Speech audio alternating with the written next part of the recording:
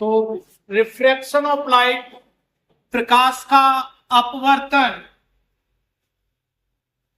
जब रे एक मीडियम से दूसरे मीडियम में जाती है तो या तो नॉर्मल की तरफ बेंड हो जाती है या नॉर्मल से दूर की तरफ बेंड हो जाती है, यानी अपने पाथ से डेविएट हो जाती है। आई एंगल ऑफ इंसिडेंस आपतन कोण, आर एंगल ऑफ रिफ्रैक्शन अपवर्तन कोण। ये एंगल किससे देखना है आपको? नॉर्मल से देखना है। पीओ इंसिडेंट रे जब रेयरर से डेंस जाएगी तो नॉर्मल की तरफ बेंड हो जाएगी, दिस झुका देगा। विरल से सघन जाएगी तो अविलंब की ओर झुक जाएगी। डेंसर से रेयरर जाएगी तो no bend away from the normal, normal से दूर हट जाती है। तो ये अपने पाथ से डेविएट क्यों हो रही है? क्योंकि अलग अलग मीडियम में लाइट की स्पीड अलग अलग है, इसलिए अपने पाथ से डेविएट हो रही है। तो रिफ्रैक्शन का कॉज पूछे, अपवर्तन का कारण क्या है? स्पीड, लाइट की स्पीड अलग अलग मीडियम में अलग अलग है। अगर नॉर्मल इंसिडेंट हो, देखो इस केस में आई बड़ा है, इस केस में आर बड़ा है, क्या आई और आर एक जैसे हो सकते हैं? अगर रे नॉर्मली इंसिडेंस, अगर किरण अविलंबित आपतित होती है तो i equal to r is equal to 0, क्योंकि एंगल तो नॉर्मल से ही देखना है। रिफ्लेक्शन में ध्यान रखना, परावर्तन में जो कि आप मिरर के द्वारा देखते हैं उसमें आई और आर हमेशा बराबर होती है, और इसमें आई और आर 0 होती है नॉर्मली केस में केवल। अदरवाइज या तो आई बड़ा होगा या आर बड़ा होगा। आई कब बड़ा होगा? जब रेयरर से डेंस जाएंगे विरल से सघन, और जब सघन से विरल जाएंगे डेंसर से रेयरर तो आर बड़ा हो जाएगा। ठीक है। लॉज ऑफ रिफ्रैक्शन क्या होते हैं? Incident ray, refracted ray, normal all line the same plane, एक ही तल में होंगे। आपतित किरण, अपवर्तित किरण, अविलंब सदैव एक ही तल में होते हैं। और स्नेल्स लॉ, सेकंड लॉ, तो एंगल ऑफ इंसिडेंस जो होता है का आपको क्या लेना है? Sine. Mu is equal to sine of i upon sine i. आपतन कोण की जगह और अपवर्तन कोण की जगह में अनुपात को क्या बोलते हैं? Refractive index. टेम्परेचर बढ़ाएंगे तो आपको पता है टेम्परेचर बढ़ाएंगे तो चीजें दूर दूर हो जाती है, यानी वॉल्यूम बढ़ता है तो डेंसिटी कम होगा, घनत्व घटता है। और ये भी ऑप्टिकल डेंसिटी है, सघनता, दूर दूर हो जाएंगे तो डेंसिटी कम होगा। किस कलर के लिए रिफ्रैक्टिव इंडेक्स ज्यादा होता है? वॉयलेट के लिए। अपवर्तनांक को लिखते हैं म्यू से। म्यू को आप ध्यान से देखेंगे, इसमें यू नजर आएगा। यू किसके नजदीक है? वी के। तो वॉयलेट का रिफ्रैक्टिव इंडेक्स। और हिंदी में तो अपवर्तनांक में वो आ रहा है, बेगनी का ज्यादा। तो रिफ्रैक्टिव इंडेक्स दो बातों पर निर्भर है, टेम्परेचर बढ़ाने पर ये कम हो जाएगा और कलर पे भी डिपेंड है। हाँ, वॉयलेट के लिए सबसे ज्यादा। तो पूछा जाता है किस कलर का अपवर्तनांक ज्यादा, किस कलर का। इसको जानने के लिए आपके पास एक रिलेशन भी है, Cauchy's relation. Mu is equal to A plus B upon lambda square plus C upon lambda की पावर। ऐसे जाएंगे तो वेवलेंथ बढ़ेगी, लैम्डा बढ़ेगा तो म्यू घटेगा। लैम्डा लार्ज, लैम्डा किस कलर का ज्यादा है? रेड कलर का। एबीसी यहां पर क्या है? कांस्टेंट। रिफ्रैक्टिव इंडेक्स दो तरह का होता है, एब्सोल्यूट और रिलेटिव। निरपेक्ष अपवर्तनांक की वैल्यू हमेशा एक से ज्यादा होती है। ये एयर के रेस्पेक्ट में बात करेंगे। तो एयर के रेस्पेक्ट में एक डब्ल्यू, एयर से वाटर में जा रहे हैं 4/3।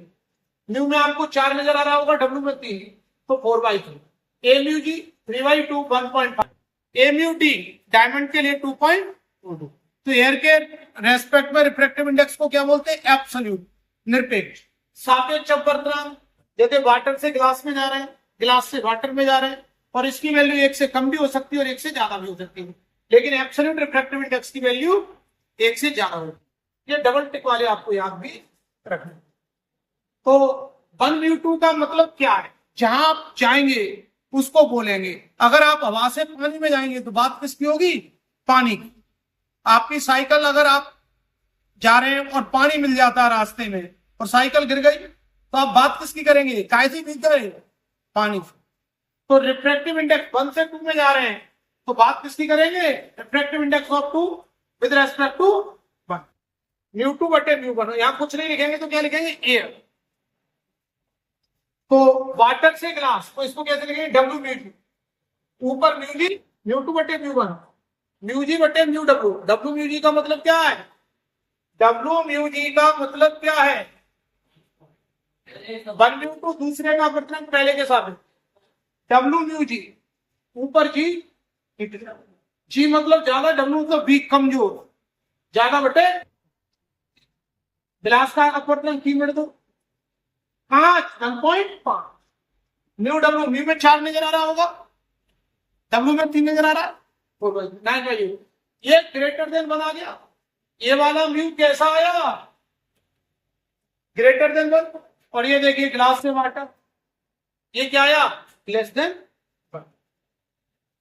W mu G is equal to 1/g mu W. इसको आप ऐसे भी लिख सकते हैं, W mu G into G mu W is equal to 1।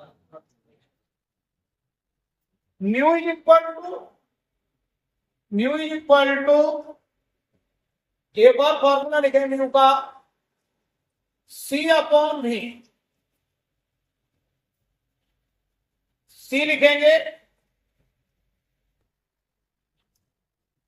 Speed of light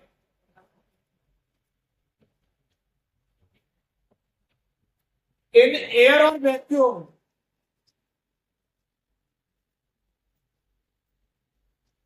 वायु या निर्वात में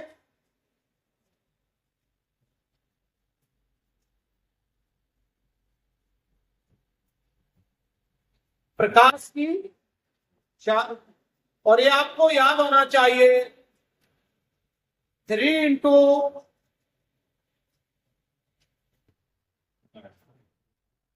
और 1 metre is equal to 100 centimetre.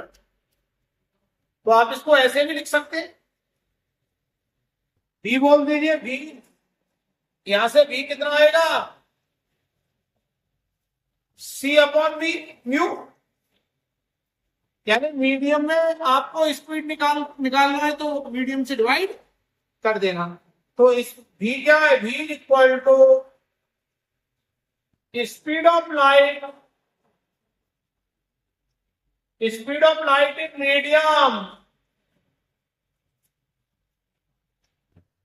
माध्यम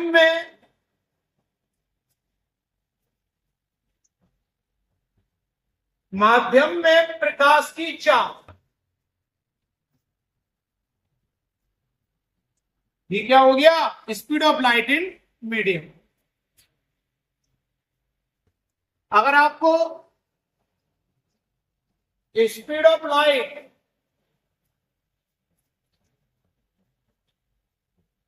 इन वाटर पूछा गया है, जल में प्रकाश की चाल, तो आपको पता है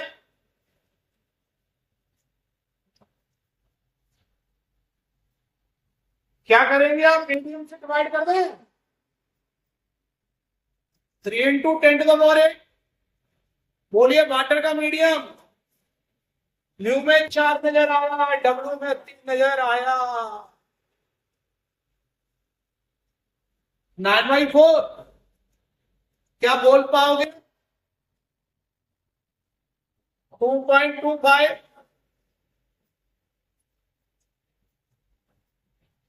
मीडियम लाइट की स्पीड को कम कर देता है, लेकिन साउंड की स्पीड को बढ़ा देता। लाइट की स्पीड एयर में ज्यादा है, पानी में कम है। साउंड की स्पीड उल्टा, एयर में कम है, पानी में। तो मीडियम लाइट की स्पीड को कम कर रहा है, साउंड की स्पीड को बढ़ा रहा है। Speed of light in glass, speed of light in glass, कांच में प्रकाश की चाल, कांच 1.5, कांच में प्रकाश की चाल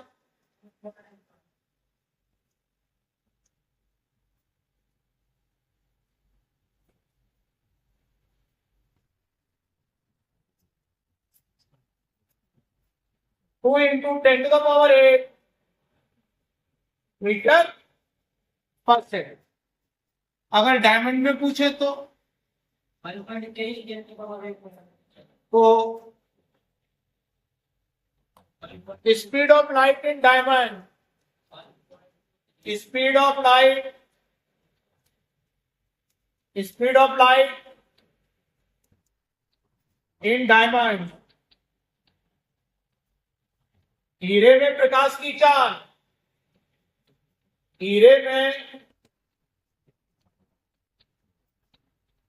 प्रकाश की चाल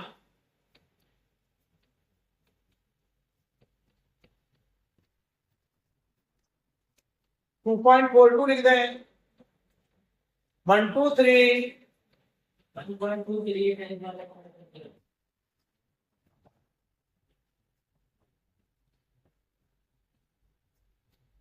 तो अगर हम स्पीड ऑफ लाइट की बात करें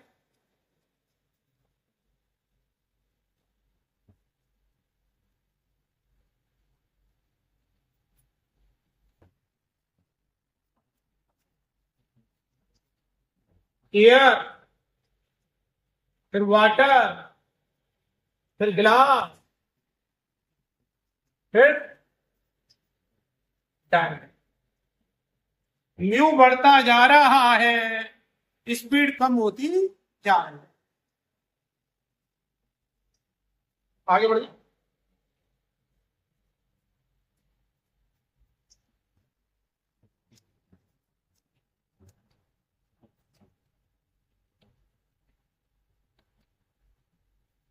माध्यम का प्रभाव, लैपटॉप मीडियम, माध्यम का इफेक्ट ऑफ मीडियम, माध्यम का प्रभाव।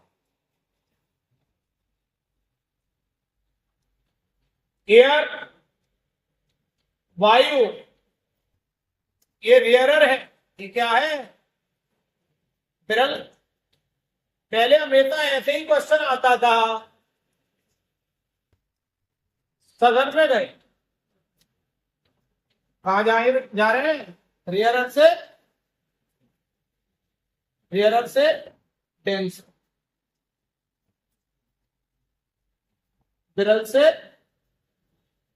सदन में जा रहे। तो देखिए स्पीड का क्या होगा, speed decreases, speed of light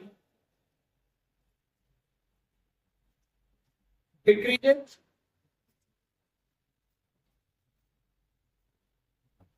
प्रकाश की चाल घट जाती है।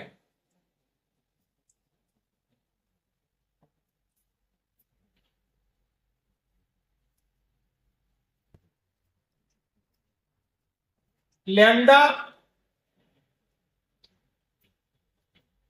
बोलिए वेवलेंथ, वेवलेंथ डिक्रीजेज,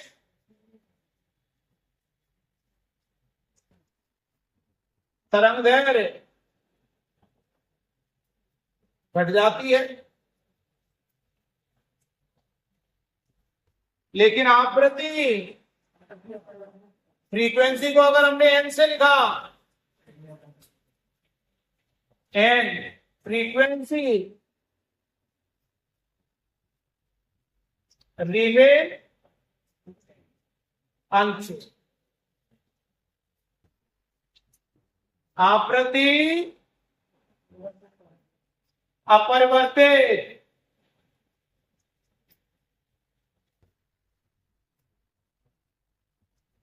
और ये लाइट के लिए भी सही है, साउंड के लिए भी सही है। देखिए फ्रीक्वेंसी का हम एक फॉर्मूला पढ़ते हैं,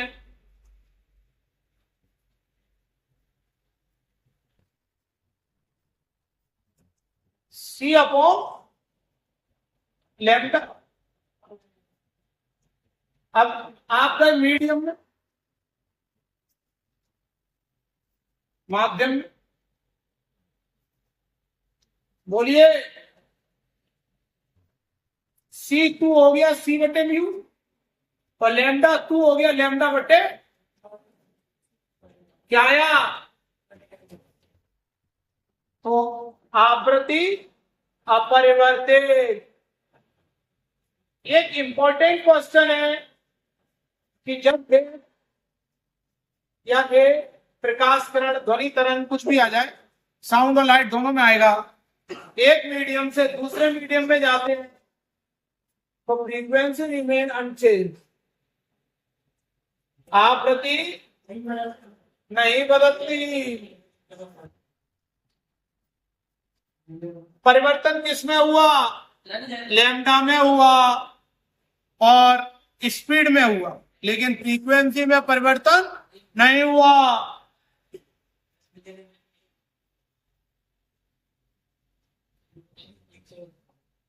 पेपर में जो कंसेप्ट आता है वो यही पूछा जाता है। अगर हम सुने C बटे म्यू हो गया, लैम्डा बटे म्यू हो गया।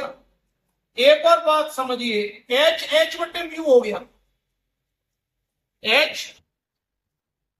एक और बात समझिए, बीटा।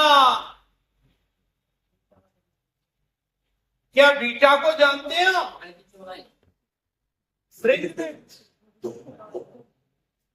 Fringe bit. इसके बारे में अभी चर्चा होगी। फ्रिंज में आर आ रहा है, R for red. Fringe width किस कलर की ज्यादा है, किस कलर की कम है? रेड की ज्यादा।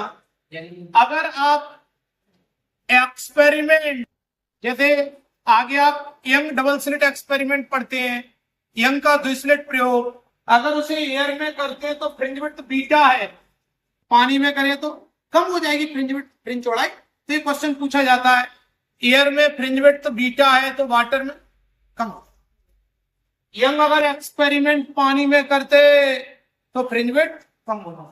ये एच का मतलब क्या है? एच का मतलब देखिए, ये कोई कंटेनर है और इसकी एक्चुअल हाइट मान के चलो 6 फुट है, कितनी है एक्चुअल? कितनी है? एच बराबर 6 फुट है। अब इसमें आपने क्या देखा, इसमें पानी भरा है,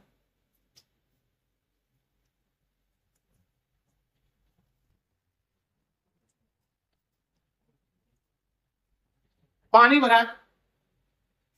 पानी का रिफ्रैक्टिव इंडेक्स आपको याद है, म्यू में 4 नजर आएगा, डब्ल्यू में 3।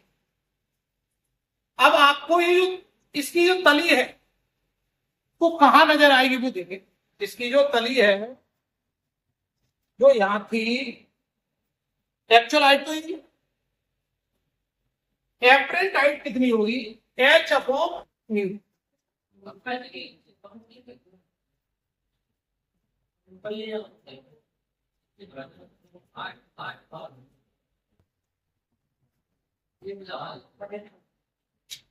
तो इसको एच डैश नाम दे दें।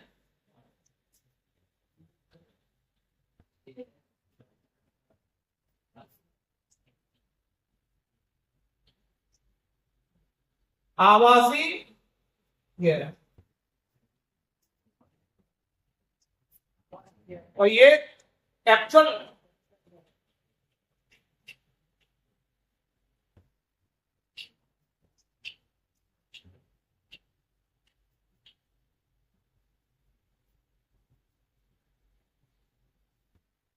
तो आपने कोई स्विमिंग पूल है, उसमें पानी भरा है, उसकी एक्चुअल हाइट 6 फुट की, लेकिन पानी भरा होने के कारण वो आपको कितना दिख रही है हाइट? 4.5 फुट। और आपकी हाइट मान के चलो 5.25 फुट है। आप इस केस में आपको क्या लगेगा? मैं तो पानी में उतर जाता हूं, कोई दिक्कत नहीं है, क्योंकि पानी आपको क्या लग रहा है, उसकी तली ऊपर ही दिख रही है, उठी हुई दिख रही है। और कहां दिख रही है? 4.5 फुट। और आप 5.25 साढ़े 5 फुट के तो आपको लग रहा है मैं नहीं डूबूंगा, लेकिन उसकी एक्चुअल हाइट कितनी थी? तो आपको तली ऊपर उठी दिख रही है, तो इसका मतलब ये मत समझ लेना वो एक्चुअल में ऊपर है, वो केवल आभास हो रहा है आपको। हाँ, केवल आभास हो रहा है। या मैजिक शो में हमने आपको बताया था, यदि पॉइंट तली में है वो आपको नहीं दिख रहा, लेकिन लिक्विड डालते ही वो पॉइंट नजर आने लगता है। तो पॉइंट उसने कोई जादू से पैदा नहीं किया है, पॉइंट तो पहले से ही था, वो तली में, लेकिन वो ऊपर क्यों दिखने लगा? लिक्विड डालने से। ये किसका कारण है? ये सिक्का ऊपर उठा दिख रहा है, तली ऊपर उठी दिख रही है, इसी को अपन कहते हैं कॉज ऑफ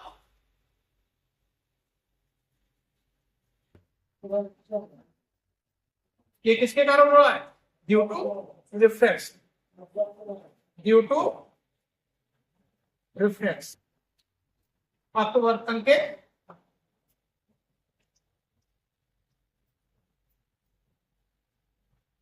क्या ट्विंकलिंग ऑफ स्टार भी आप एग्जाम्पल बोल सकते हैं? ट्विंकलिंग ऑफ, अगर हम एक पेन डाल दें पानी में तो टूटा हुआ दिखेगा, वो भी अपवर्तन के। पानी में नींबू रख दे वो बड़ा दिखेगा, रिफ्रैक्शन के। Twinkling of star. मून तो नहीं दिखता, टिमटिमाता, मून पास, मून पास में है, तारे का टिमटिमाना। ठीक है, हाँ उसमें early sunrise, early sunrise, sunset, वो अपन प्रिंट में चर्चा कर लेंगे उसकी। अर्ली सनराइज सनसेट, ये किसके कारण?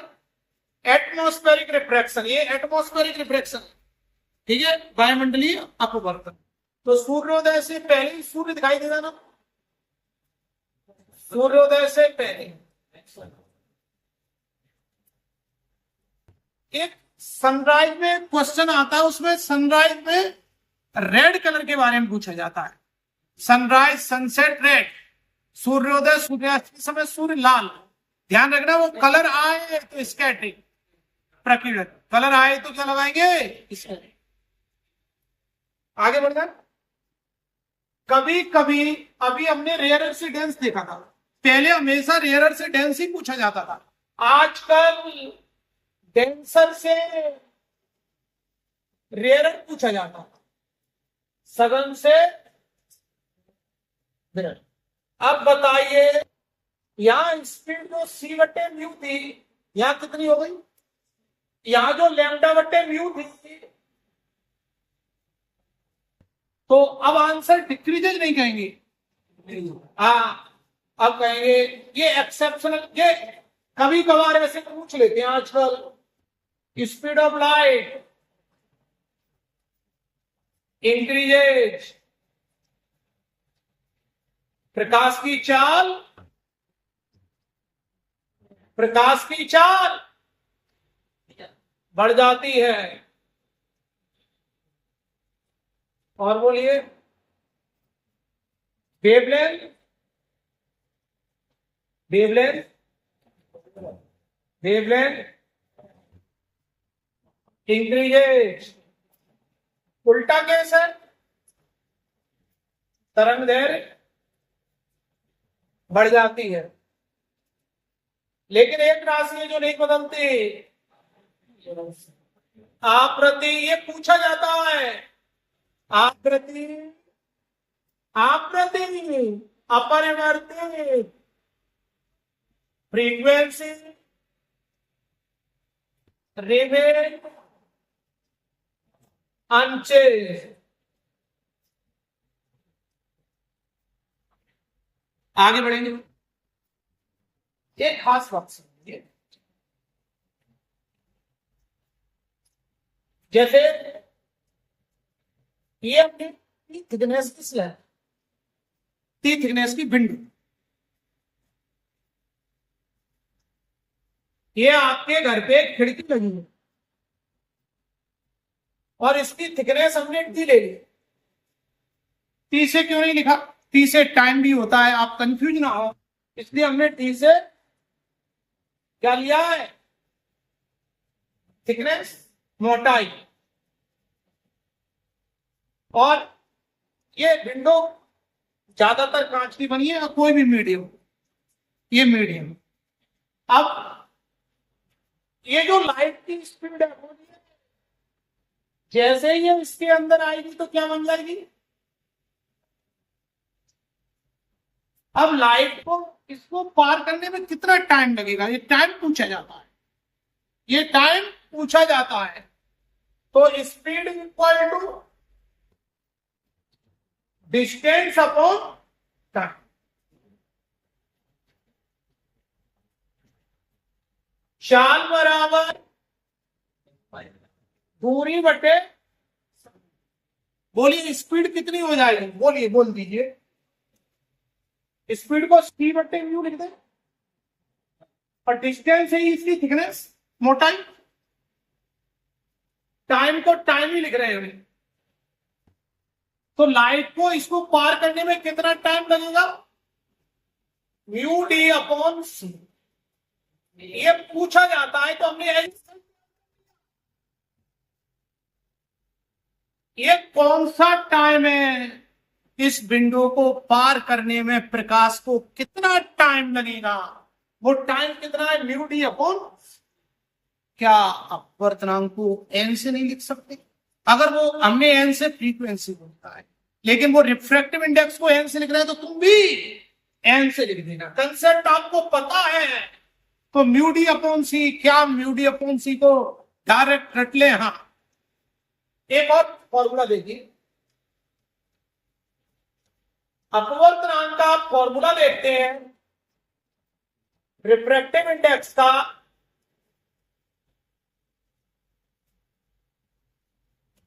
अपवर्तनांक का फॉर्मूला देखते हैं, रिफ्रैक्टिव इंडेक्स का सी अपॉन बी, और c speed of light in air और वैक्यूम ऐसे लिख सकते हैं, वो speed of light in air और वैक्यूम ऐसे लिख सकते हैं। अब मीडियम में हम मीडियम का मल्टीप्लाई करते हैं, मीडियम के मल्टीप्लाई को कैसे लिखते हैं वो देखिए। इसका मीडियम कैसे लिख लो, या म्यू आर से लिख लो, क्या लिखो, इसका मीडियम का मल्टीप्लाई करो,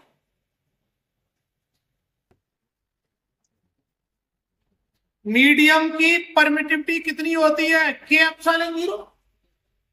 के की जगह हम एक शब्द यूज कर रहे हैं एप्सिलॉन, के की जगह यूज कर रहे हैं एप्सिलॉन। ऐसे ही इसकी मीडियम की परमिटिविटी म्यू आर का मल्टीप्लाई कर दी, म्यू 0 एप्सिलॉन 0 से कैंसिल हो जाएगा।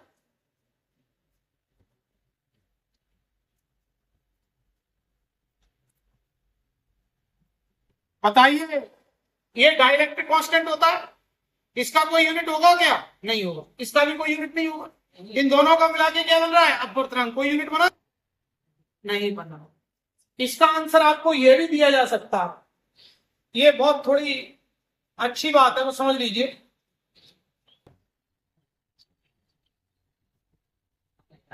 ये देखिए,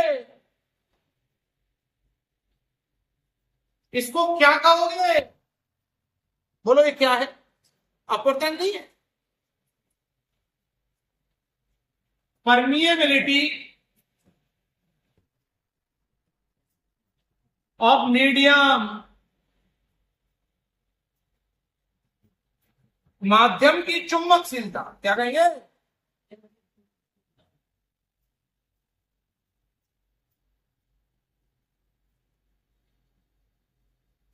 और इसको क्या बोलोगे, इसको परमिटिविटी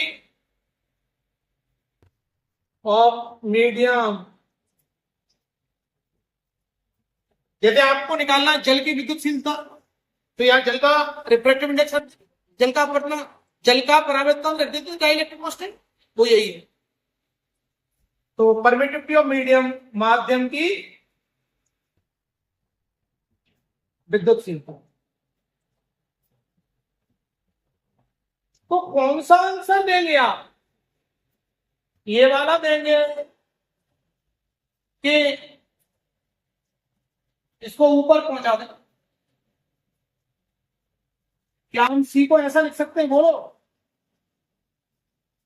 बोलो, क्या बी को हम ऐसा लिख सकते हैं? बोलो, समझ जाओगे? अरे मीडियम वाला, इसको ऊपर पहुंचा दो।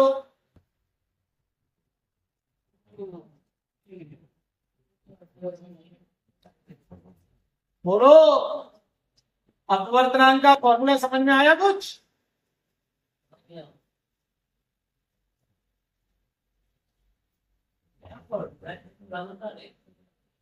ये समझ में आया? ये दिख रहा है, ये जानते हैं एप्सिलॉन और क्या है? Dielectric constant. इसका एक और नाम है रिलेटिव परमिटिविटी, आपेक्षिक विद्युत। क्या रिलेटिव परमिटिविटी का कोई यूनिट होगा? नहीं होगा। और रिलेटिव परमिबिलिटी का कोई यूनिट नहीं होगा। और रिलेटिव डेंसिटी उसका भी कोई यूनिट नहीं होगा। आगे बढ़ जाए।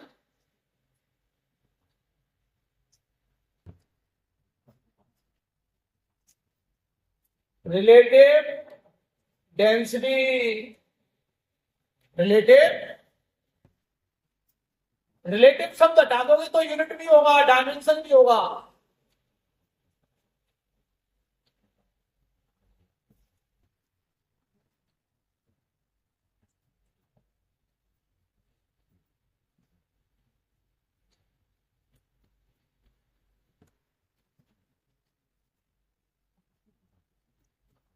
आपेक्षिक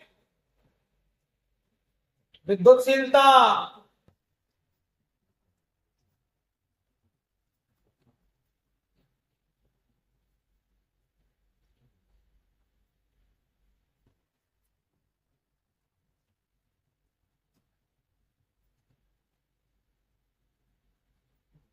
आपेक्षिक चुंबकशीलता,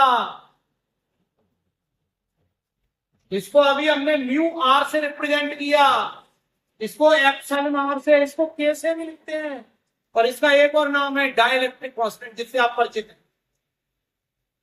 इससे तो परिचित है।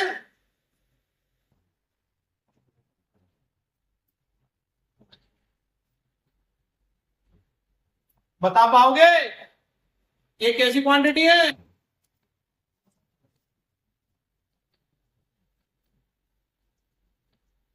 देखो, जब उन्हें सिंपल पूछना होता है तो वो आपसे पूछ लेते हैं विकृति की क्या विमा है, स्ट्रेन का क्या डायमेंशन, कोई डायमेंशन, रेनॉल्ड नंबर का क्या डायमेंशन है, कोई dimension, mechanical equivalent of heat का कोई डायमेंशन है कि नहीं, ऊष्मा का यांत्रिक तुल्यांक उसका भी कोई डायमेंशन, कोएफिशिएंट ऑफ फ्रिक्शन घर्षण गुणांक डायमेंशन है।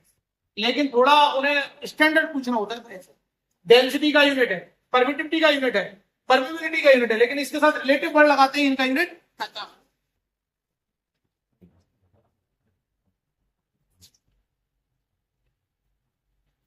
Relation between refractive index and critical,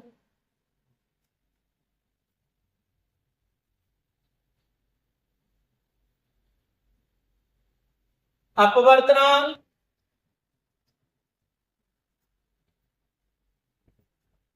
व क्रांतिक कोण में सम।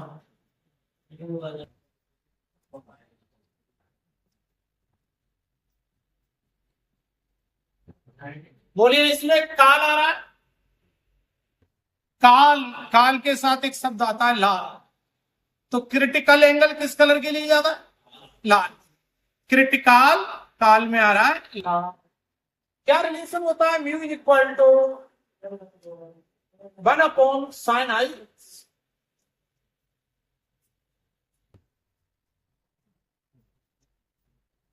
बताइए, अगर आईसी 30 है तो म्यू कितना होगा?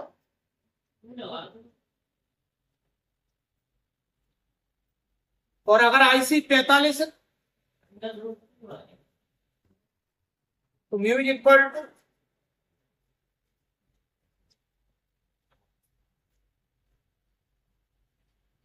आपने देखा अगर टेम्परेचर बढ़ता था, इफ टेम्परेचर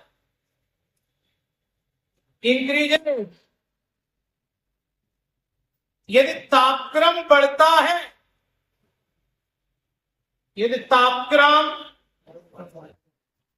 बढ़ता है, बोलिए डेंसिटी क्या होती थी? बढ़ जाती। डेंसिटी घनत्व, और यहां ऑप्टिकल डेंसिटी को क्या कहा गया है? म्यू। घनत्व में एक शब्द छुपा है, डेंसिटी में एक शब्द छुपा है, डिक्रीजेज। घनत्व में एक शब्द छुपा है, घटता। अगर टेम्परेचर बढ़ता है तो घनत्व चीजें दूर दूर हो जाएंगी। अब म्यू कम होगा तो बोलिए क्रिटिकल एंगल बढ़ेगा। क्रिटिकल में टी आ रहा है, टी फॉर टेम्परेचर, टेम्परेचर से ये बढ़ेगा। म्यू कम हुआ तो क्रिटिकल एंगल इंक्रीजिंग। क्या कहोगे? Critical angle increasing.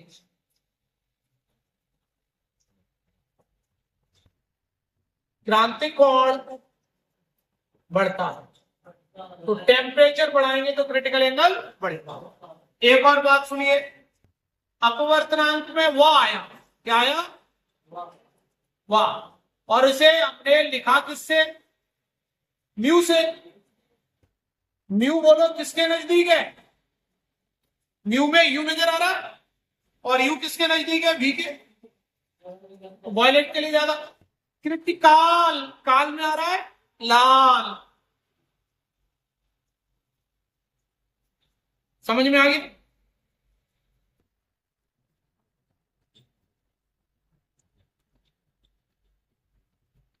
विज्ञान एक क्वेश्चन आपसे इस तरह का पूछा जाता है, वेवलेंथ किस कलर की ज्यादा होती है? वो काल, काल में आ रहा है लाल, तो फोकस दूरी किस कलर के लिए ज्यादा हो? रेड के लिए होगी सर। और ये लेंसों के लिए, ऐसा नहीं है कि मिरर की फोकल लेंथ कलर पे डिपेंड ही नहीं है। दर्पण की फोकस दूरी कलर पे डिपेंड, वहां तो F बराबर R/2 आता। क्रिटिकल काल, काल काल में आ रहा लाल, वेवलेंथ लैम्डा लाल, तरंग है।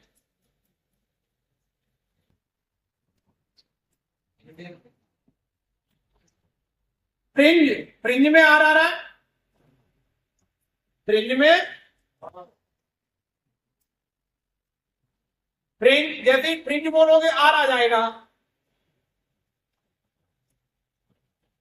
और एक और याद रखेंगे, रिजॉल्विंग लिमिट, विभेदन सीमा।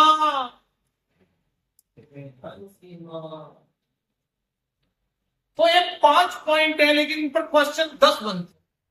कैसे बनते हैं? रिजॉल्विंग लिमिट किस कलर की ज्यादा होगी, किस कलर की कम होगी?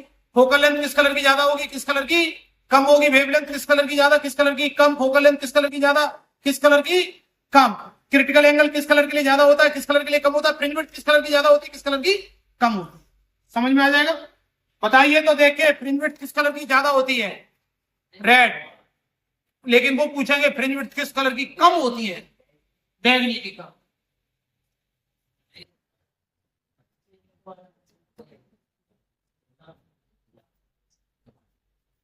ऐसे ही क्या आपको अपवर्तनांक में वो नजर आ रहा है? अपवर्तनांक में वो नजर आ रहा है? रिफ्रैक्टिव इंडेक्स को किससे लिखते हैं? म्यू से। और म्यू किसके नजदीक है? यू के। म्यू किसके नजदीक है? म्यू कैसा दिख रहा है? यू जैसा। यू भी के नजदीक है, तो वॉयलेट के लिए रिफ्रैक्टिव इंडेक्स। क्या डेविएशन में आपको VI नजर आ गया? बोलो, क्या आपको विचलन में वो नजर आया? विचलन किस कलर का ज्यादा, किस कलर का कम? अपवर्तन किस कलर का ज्यादा, किस कलर का कम?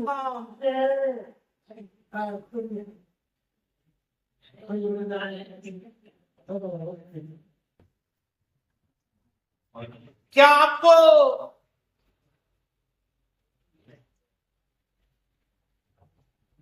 आपको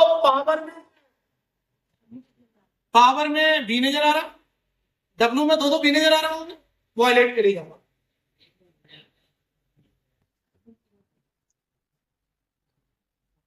क्या आपको पावर में भी नजर आ गया? क्या आपको वो नजर आ गया?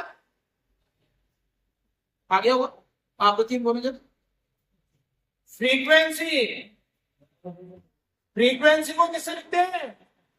न्यू से। क्या आपको न्यू में भी नजर आ रहा? आ रहा होगा, वो हाईलाइट करिएगा।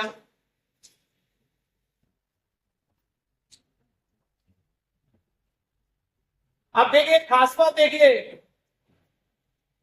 इंटेंसिटी ऑफ स्कैटरिंग,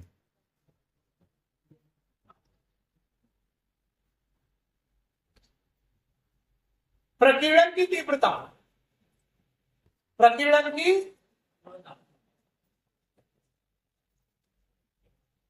क्या आपको स्कैटरिंग में डेल्टा नजर आ रहा है? बोलो, इंटेंसिटी में ध्यान से देखो, एस में डेल्टा नजर आ रहा होगा। स्कैटरिंग जिसका डेल्टा ज्यादा होगा उसकी स्कैटरिंग भी ज्यादा होगी। क्या प्रकीर्णन में वह नजर आ रहा है? बैगनी कलर का ज्यादा। तो क्वेश्चन सुनिए, स्कैटरिंग किस कलर की ज्यादा होती है, किस कलर की कम होती है? अपवर्तनांक किस कलर का ज्यादा, किस कलर का कम? डेविएशन किस कलर का ज्यादा, किस कलर का कम? रिजॉल्विंग पावर किस कलर की ज्यादा, किस कलर का कम? और फ्रीक्वेंसी किस कलर की ज्यादा, किस कलर की? आगे बढ़ जाए क्या? हाँ, जो सीवी रमन ने भी स्कैटरिंग के बारे में बताया था। और रेलेनो पढ़ते, intensity of scattering inversely proportional lambda equal to.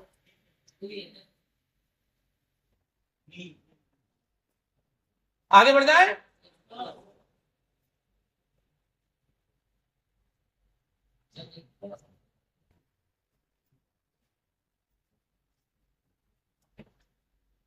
अच्छा पहले क्रिटिकल एंगल का पूरा तो कर लो। क्या होता है क्रिटिकल एंगल? देखिए समझ रहे हो, जैसे एक डेंसर मीडियम लिया, डेंसर सघन, और एक लिया रेयरर विरल। डेंसर से रेयरर जाएगी तो रे को अपन कहते हैं अवे फ्रॉम द, ये स्थिति बन जाएगी। पहले तो ये बात सीखिए, जब किरण डेंसर से रेयरर जाती है तो नॉर्मल से दूर बेंड हो जाती है। अगर हम आई की वैल्यू थोड़ा और बढ़ा दें, आई की वैल्यू थोड़ी और बढ़ा दें, और अब हम क्या देख रहे हैं, कहां गई रे? ये गई रे, कहां गई रे? ये गई, इसी के पैरेलल हो गए।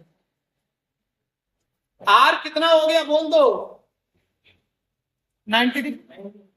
अब आई तुझे हम आई नहीं कहेंगे, आई तुझे आई नहीं कहेंगे, तो क्या कहोगे? आई को इस केस में आई सी के बोलिए। आई को आई सी कब कह दिया? आपतन कोण को क्रांतिक कोण कब कहेंगे? जब आर इज इक्वल टू, जब थोड़ा थोड़ा रुक जाओ, angle of incidence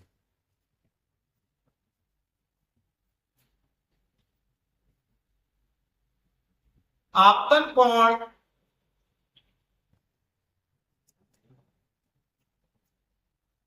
angle of incidence को हम क्रिटिकल एंगल कहेंगे। कब?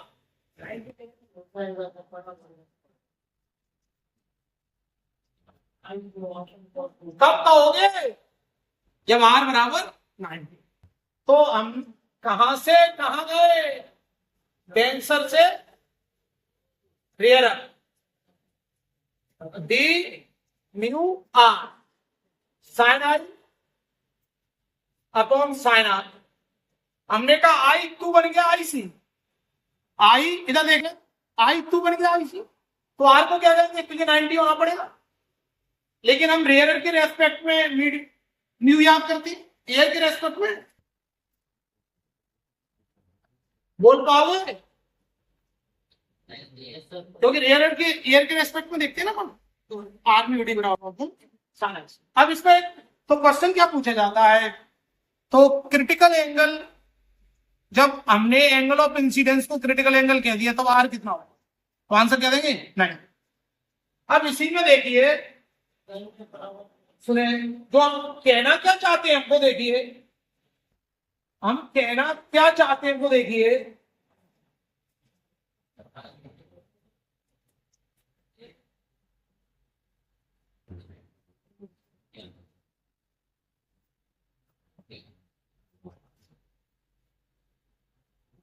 बोलिए, ये आई है, ये आर है, ये डेंसर है,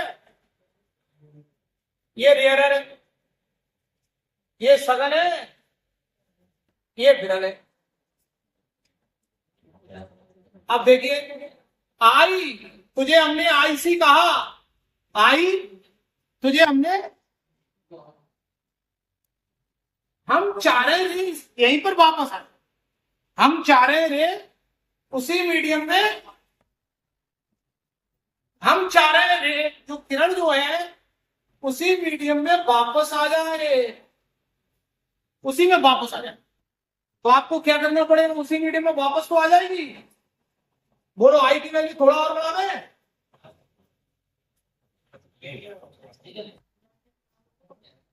अरे ये तो अपवर्तन में परावर्तन हो गया। ये क्या हो गया? ये तो अपवर्तन में परावर्तन हो गया। तो इसको क्या नाम दे देंगे? T I total. आपको पता है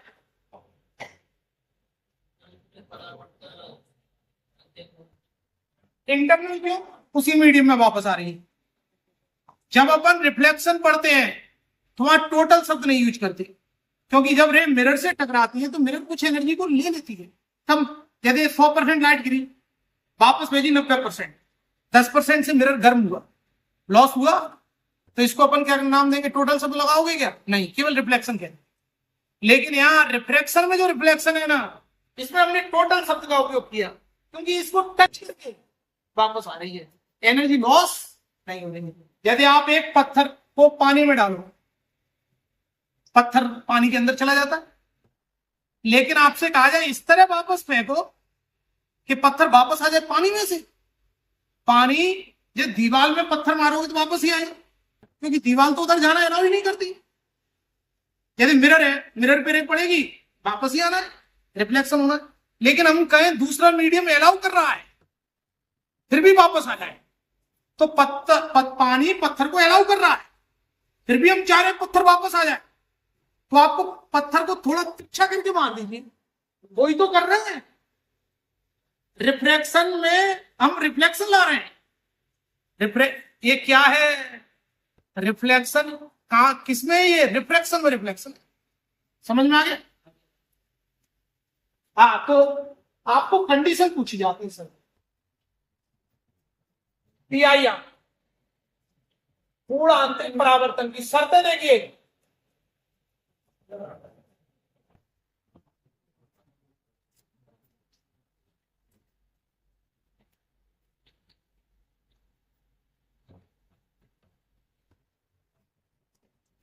शर्तें देखिए, आपतन कोण को क्रांतिक कोण से अधिक होना चाहिए, बोलो।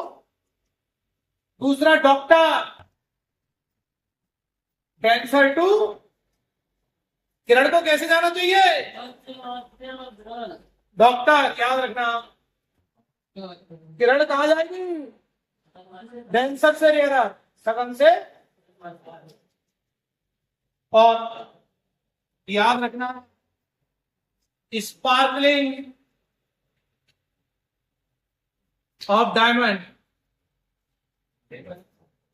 हीरा का चमकना, हीरे का चमकना, ब्रिलियंस ऑफ डायमंड। तो इसमें एक शब्द आएगा चमक, इसमें चमक, कहते वायु के बुलबुले की चमक, पानी के अंदर, कांच के अंदर।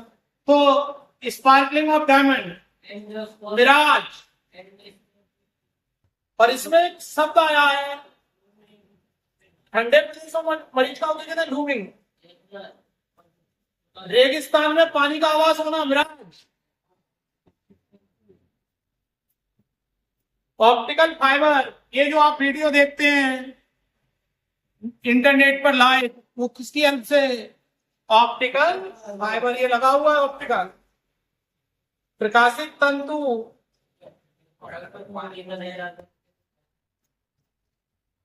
तो पेपर में आपसे केवल इनके कॉम्पिटिटिव एग्जाम में केवल आपको इनके एग्जाम्पल पूछे जाएंगे। ऑप्टिकल फाइबर, इसका यूज कहां पर है? कम्युनिकेशन। प्रकाशित तंतु का उपयोग कहां पर है? और ये डॉक्टर, याद रखना, डॉक्टर एंडोस्कोपी कौन करेगा?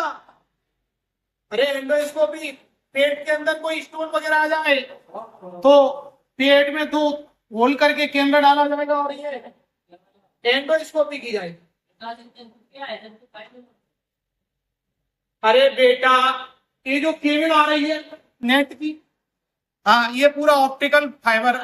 आप प्रिंसिपल ऑफ कम्युनिकेशन में ये पढ़ते हैं, ऑप्टिकल फाइबर, प्रकाशित तंतु पढ़ा होगा है, तो ये जरूर याद कर लेना। शर्तें भी इंपॉर्टेंट और एग्जाम्पल भी इंपॉर्टेंट, शर्तें भी इंपॉर्टेंट और एग्जाम्पल भी इंपॉर्टेंट। अगर हम वाटर की बात करें,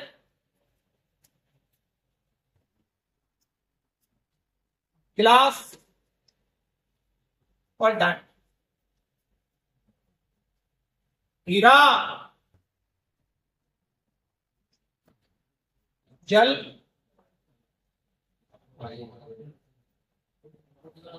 कांच। क्या म्यू बढ़ता जा रहा है? क्यों म्यू यहां कितना बोलोगे? म्यू यहां कितना बोलोगे? 4/3। और डायमंड ग्लास के लिए और हीरे के लिए, हीरे के लिए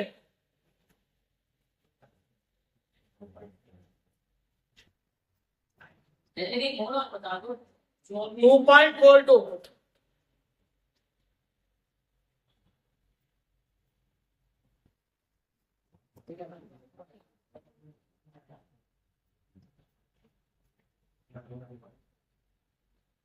स्पीड तो आपको पता ही है, स्पीड सब में क्रिटिकल एंगल याद कर लीजिए।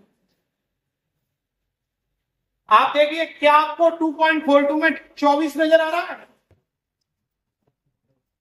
बोलिए, 24 नजर आ रहा है कि नहीं आ रहा? आ गया 24 में, 24 का उल्टा कर दीजिए और इसका डबल कर दीजिए। ये याद कर सकते हैं आप,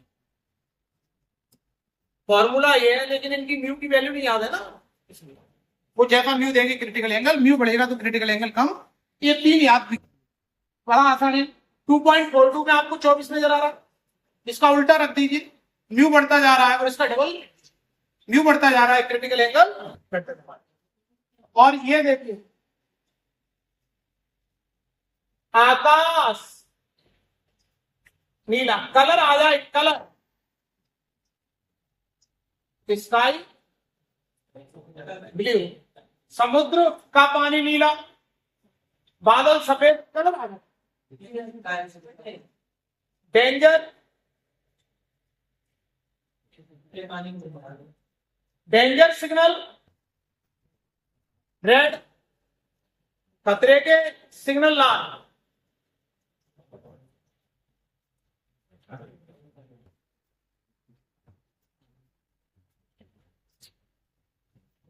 सनराइज, देखो इसमें एक क्वेश्चन आता है अर्ली सनराइज, तो अर्ली सनराइज सनसेट, तो वहां आंसर देते हैं अपन रिफ्रैक्शन, लेकिन सनराइज के साथ कलर आए, सनराइज सनसेट और रेड कलर आए।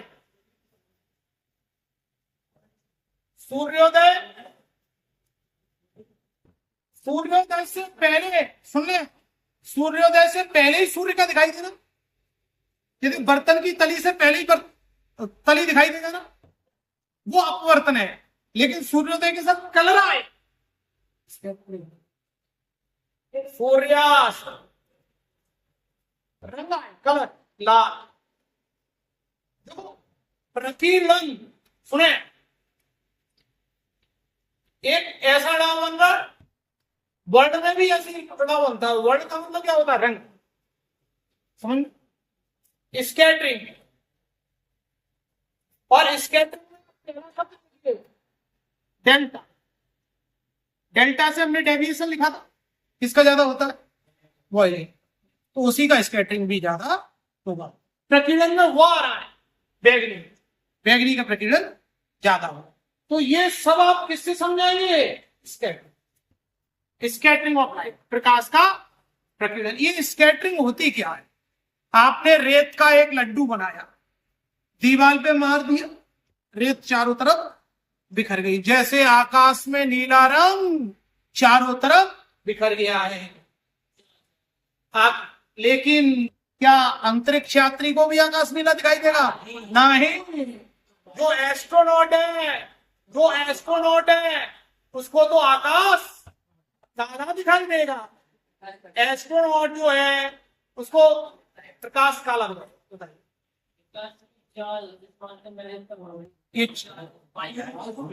मीडियम बढ़ता जाएगा, स्पीड कम होती जाएगी, मीडियम बढ़ता जाएगा, स्पीड कम होती, मीडियम बढ़ता जाएगा, स्पीड कम होती जाएगी। लगा दो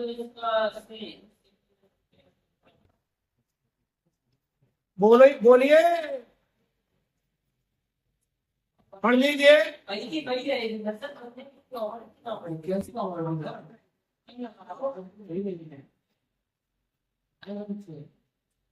आवृत्ति माध्यम पर निर्भर,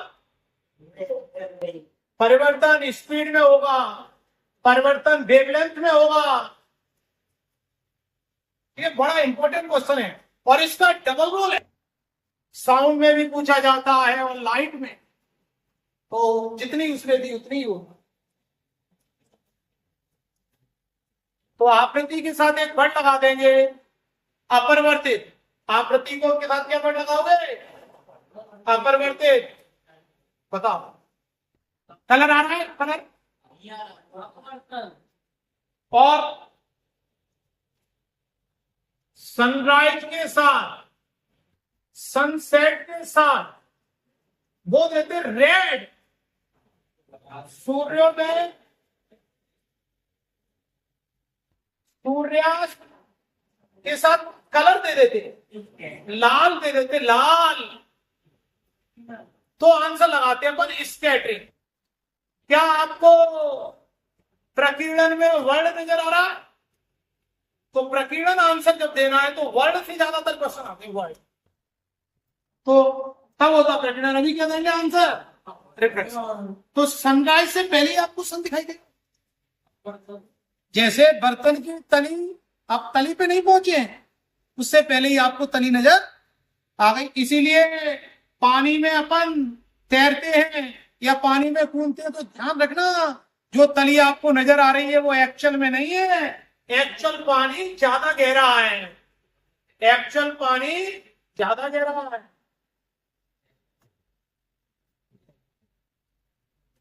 ये देखिए कांच का जल के सापेक्ष अपवर्तनांक जिसका निकालना है उसको लिखो। किसके सापेक्ष? जिसके सापेक्ष उसे लिखना। ऊपर ज्यादा, जी मतलब ज्यादा, डब्ल्यू मतलब बी कमजोर, जी मतलब ज्यादा। कांच 1.5, कांच कांच 1.5, कांच। ये देखिए the bottom of container filled with liquid appear slightly rise. देखो अपवर्तन, अपवर्तन के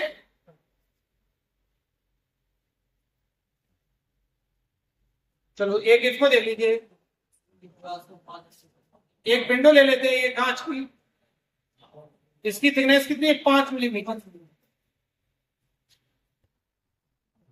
तो डायरेक्ट हमने आपको याद करवा दिया है, समय बराबर म्यू डी अपॉन सी। क्या तुम्हें याद है ये फॉर्मूला? टाइम बराबर म्यू कितना है? 3/2। डी बोलिए 5 मिलीमीटर। सी बोलिए 3 × 10⁸ 2.5 × 10⁻11 सेकेंड में 0.25 × 10⁻10 बोल रहे हैं। क्या सी बोलोगी कि ए बोलोगी? ए बोलोगी। और कांच का अपवर्तनांक को दे भी सकते हैं और आपको याद भी होना चाहिए। तो म्यू डी अपॉन सी। बताइए मीडियम में लैम्डा कमजोर होगा कि ज्यादा होगा? कमजोर होगा। देखो बेटा ये हो नहीं सकता, ये होने नहीं देंगे। क्यों? लैम्डा तुझे कमजोर होना पड़ेगा। मीडियम में लैम्डा कमजोर होगा, म्यू से डिवाइड कर देंगे। लैम्डा तुझे कमजोर होना, क्या स्पीड भी कमजोर होगी? हाँ। क्या स्पीड भी कमजोर होगी? हाँ। क्या स्पीड भी कमजोर होगी? हाँ।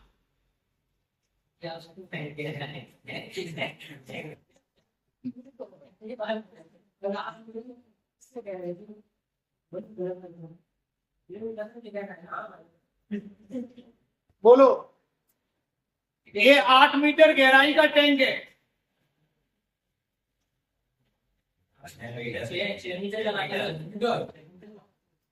तो भर दे, पानी भर दिया? हाँ भर दो, पानी भर दो। तो आपको पता है मीडियम से डिवाइड कर दो, तली ऊपर उठी दिखाई देगी।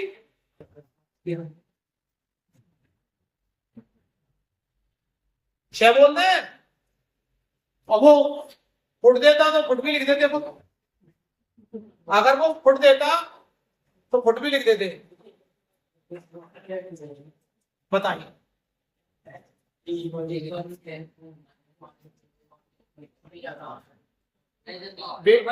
देखो एक बात याद रखना, बिरल से सगन पूछते हैं। सुने पहले ऐसा ही होता था, रेयर से डेंसर पूछते रहते थे और आप कहते थे स्पीड कम हो जाएगी, लैम्डा कम हो जाएगा, लेकिन उसने उल्टा पूछ लिया। समझ में आ रहा? उल्टा पूछ।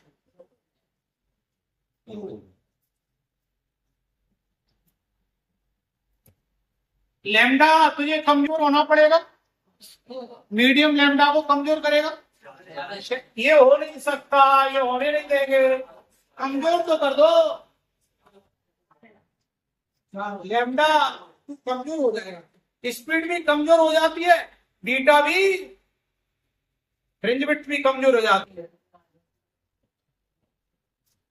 डॉक्टर, और डॉक्टर करेगा एंडोस्कोपी, PIR की कंडीशन डॉक्टर, और क्रिटिकल से ज्यादा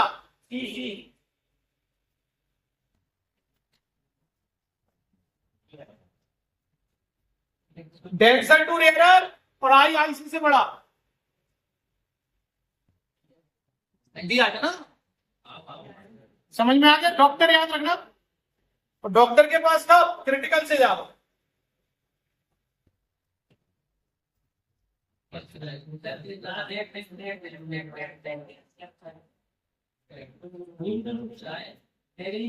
क्रिटिकल कान में आ रहा है ना, लेकिन क्रिटिकल के लिए ज्यादा वो कम पूछता है,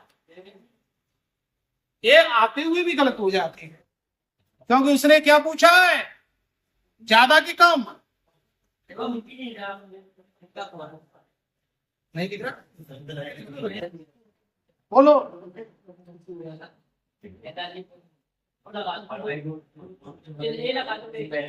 म्यू बराबर 1/sin IC, √2 बोल पाओगे? ये √2 भी याद रखें, क्या √3 भी याद रखोगे? हाँ, समझ में आए? बोलो। ऑप्टिकल फाइबर का उपयोग कहाँ करोगे? कम्युनिकेशन में। और अभी आप लोग लेक्चर देख रहे हैं, हम आपसे कम्युनिकेट हो रहे हैं, ये किसका रोल है इसमें? ऑप्टिकल फाइबर, प्रकाशित तंतु। बताओ।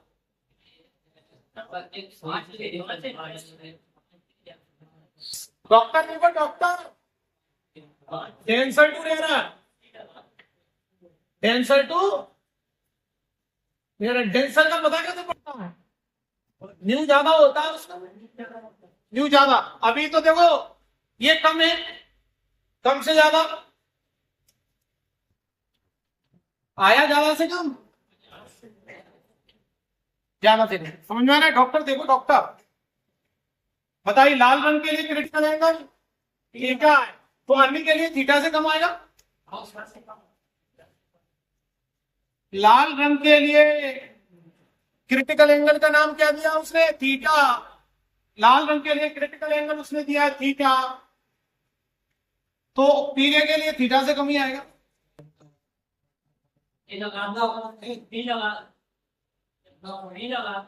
देखो लैम्डा, अब उसने अपवर्तनांक को एन से लिखा है, उसने रिफ्रैक्टिव इंडेक्स को एन से लिखा है, तो हम भी एन से।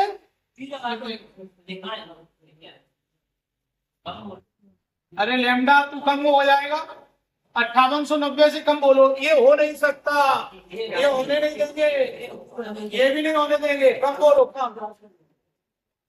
कम बोलो, वेवलेंथ कम हो जाती है। बताइए, 3 का आधा हो रहा है, किससे डिवाइड किया जाएगा? 200। या क्या ऐसे नहीं सॉल्व कर सकते? हाँ, ऐसे सॉल्व करो। सी तो जानते हो, भी उन्होंने दे दिया, speed of light in medium, तो वैसे भी समझ सकते हो, वैसे भी समझ सकते हो। तारे बोलो, twinkling of star, refraction, twinkling of star, twinkling of star, तो आप क्या कहेंगे? तारे का टिमटिमाना, रिफ्रैक्शन। ये देखिए 1/4 भाग आवासी गहराई है। भाई क्या किया गया है उन्होंने, जैसे इसकी हाइट है h, ठीक है, अब 1/4 भाग क्रमशः n1 n2 n3 n4 से भरा गया। n1 n2 n3 n4, ठीक है, मीडियम से डिवाइड करते हैं, मीडियम से डिवाइड करते हैं, आवासी गहराई। तो क्या करेंगे आप? H/Hy4 n1, Hy4 n2, Hy4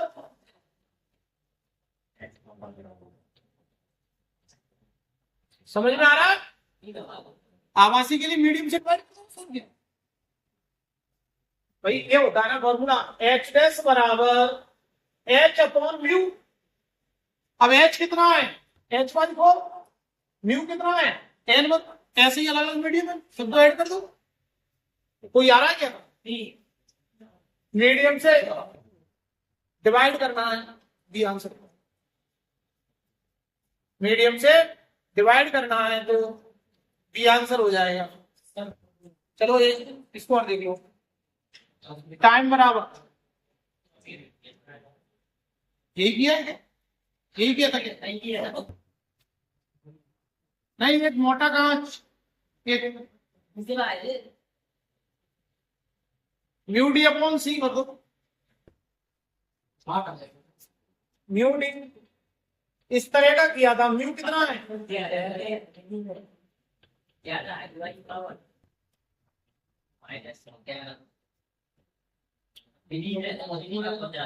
-11 बोल दे।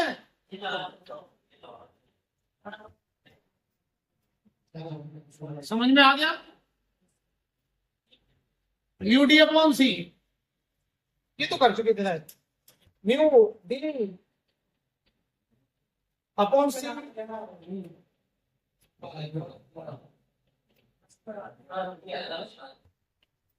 म्यू डी अपॉन सी 1.5 दूनी 3 से 3 -11।